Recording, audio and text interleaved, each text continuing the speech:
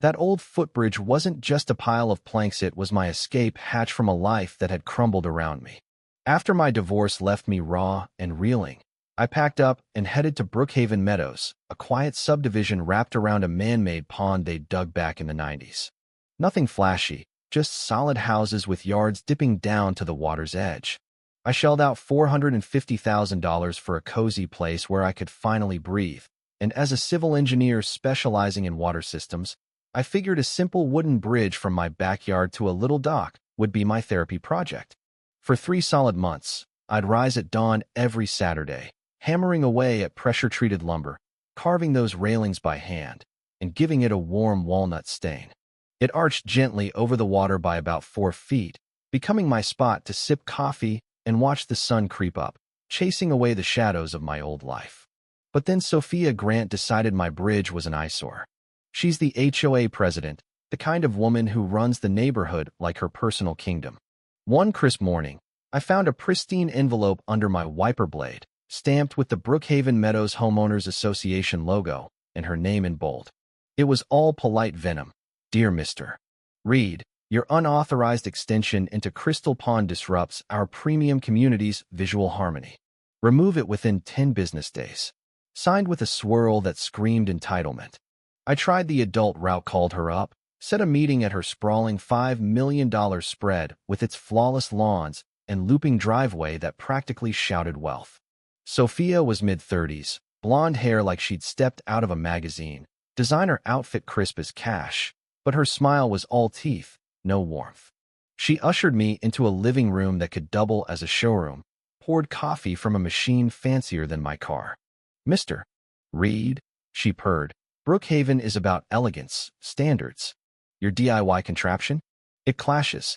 I laid it out calm how it was sturdy, safe, even added to the pond's charm. Offered tweaks if she had real gripes. But her face iced over. This isn't up for debate, she snapped, mask slipping. It's luxury living, not a tinker's playground. Take it down or face fines. 2 weeks later, I pulled into my drive to find my bridge in ruined splinters bobbing in the pond like drowned dreams. A wrecking crew was loading up, and there was Sophia on her balcony, arms folded, smirking like she'd won a war. When I slammed my door, she waved, casual as pie. Standing there, staring at 3 months of sweat turned to trash, something hardened in me. That bridge had been my proof I could rebuild after everything shattered. My ex had stood on it once, gripping the rail, back to me, and I'd thought, at least I made something lasting. Now it was gone, and with it, my spark to keep going. That night, I waded in, salvaging what scraps I could, and nailed together a sign from garage leftovers. This was mine. Planted it right where the bridge started. The next day, Lucas Hayes swung by with beers, venting about Sophia finding him $300 for wrong window shades. She's been queen bee for 2 years, he grumbled, face flushed. Last month, she dinged Mrs. Henderson for planting lilies over roses, said it wrecked the coordinated bloom palette. Even Evelyn Brooks, the quiet widow next door, stopped by, eyes darting towards Sophia's palace. I've got files on her antics, she whispered. Power's gone to her head. Someone's gotta end it.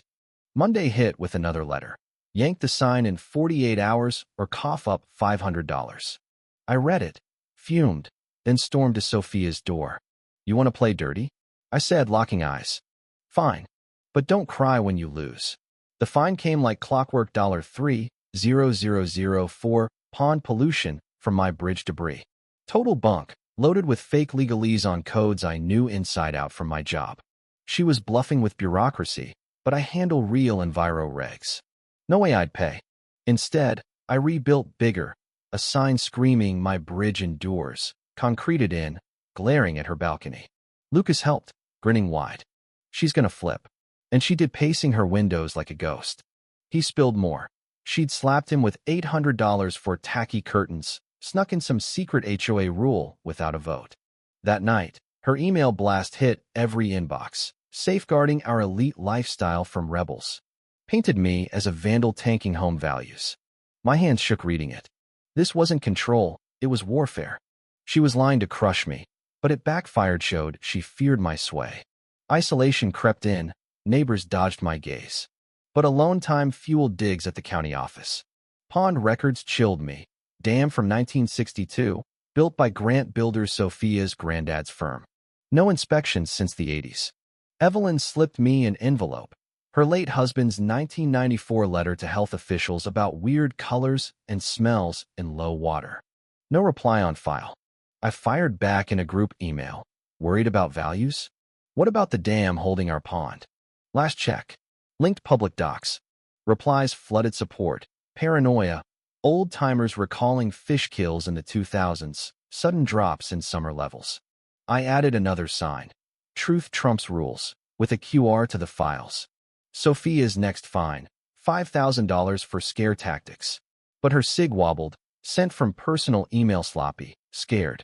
My old co-worker Tyler Vaughn at the State Enviro Agency went quiet when I mentioned Crystal Pond. Ethan, get out, he urged. It's on our watch list since the early 2000s politics stalled probes. He nudged me to records hinting at buried toxins. An anonymous packet arrived, faded tests showing sky-high ammonia, a dam sketch warning of 3-hour drain if it cracked. HOA memos from Sophia. Keep levels high to hide sediment, avoid panic. Cover up, pure and simple. One from 6 months back. Maintain practices to protect values. A text buzzed. You're not alone. Watch your back. Paranoia hit who was spying. The killer, a 1996 report calling the dam unsafe, fixes at $200,000 back then. Chemical dumps upstream, heavy metals, solvents in the muck. Note, too pricey. Cheaper fixes. Evelyn knocked later, pale, handing more files. My husband voted solo to fix it in the 90s. Sophia's granddad promised cut-rate handling. She trembled. They patched cracks, dumped chems to mask smells, kept it full to hide the rot. It's not upkeep, it's embalming a corpse. I looped in Rebecca Klein, a reporter hot on enviro scandals. Rich enclaves bury this stuff to save face, she said, scribbling. Officials wink. She dug in, warning. Sophia types fight dirty when cornered. I planted sign 3. Pristine pond? Crumbling dam. Calls poured. Lucas laughing. A worried mom on water safety. Then Sophia, venomous. You're toying with $50 million in equity. Stop your lies, or I'll strip you bare. Walking the pond that night, I spotted whispers on balconies avoiding eyes, but an old lady flagged me. We've seen oddities for years. You're not nuts-theory terrified. Doubt was brewing under her iron rule. With knowing eyes, the dam looked sinister. Cracks weeping, water oily, not algae, poison. Rebecca uncovered squashed probes. HOA blocked state inspections twice in 5 years. I filed for emergency review. Engineers swarmed in 48 hours, sampling while Sophia prowled like a beast. Dr. Elena Ramirez whispered, not imminent collapse, but bad. Water's toxic alert, folks. Grumbles surfaced, a mailbox huddle venting fines for garage doors, jasmine bushes. Who crowned her? One spat. Fear lingered, but resentment boiled. Lucas and I plotted. He'd fake boat trouble for distraction. I'd tweak the spillway gate, and used for years to hide the filth. Dusk Wednesday. Lucas's engine smoked, yells echoing. Sophia binoculars fixed. I cut the rusty lock, cranked the gate, water trickled out, dropping levels slow. By morning, 6 inches gone, exposing dark slime reeking of chemicals. Sophia emailed seasonal dips BS. But pics circulated. Mrs. Henderson called. That stench me hubby flagged it years ago, got shut down. Weekend. Foot down, sediments glaring, rainbow slicks, metal junk.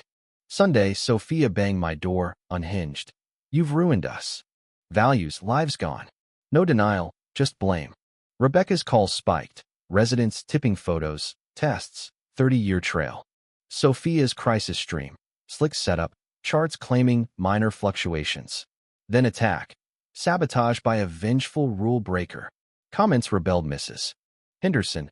Issues predated Hemotors in 2012, ignored. Evelyn phoned in.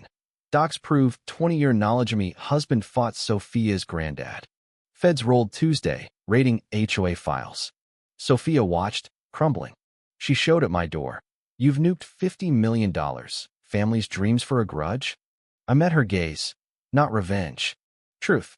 You smashed trust, hell for control. Search yielded decades of crimes. Hidden settlements for basement floods, pet illnesses. State report, immediate risks, site contaminated. Values Tinkedno loans, no insurance. Cleanup churned. Hazmat crews excavating horrors drums, pipes, chemical stew. Lawyers swarmed class actions. Sophia's last stream. Wild accusations of eco-terrorists. Lucas called in. Pics from 2015 show this rot. Cred shredded. Her end. Caught sledgehammering the gate pre-sentencing, ranting fixes. Arrested extra charges. Pled guilty. Conspiracy, fraud 18 months prison, $5 million restitution. Others flipped lighter. 8 months on. Pond bed healing, new safe system rising. I rebuilt my bridge humble, real. Neighbors bonded. Evelyn leading, Lucas fixing. A letter from afar. Your stand inspires help our fight? Sophia's tyranny showed power unchecked rots everything. But we rose on truth, proving communities thrive on honesty, not facades. What would you do if your HOA boss wrecked your haven over aesthetics, fight back, or fold? Is draining a lake to expose lies heroism or vandalism? Should leaders like her face jail or just fines? Drop your hot takes below, smash that like if you're team truth, and subscribe for more real-life showdowns that hit hard.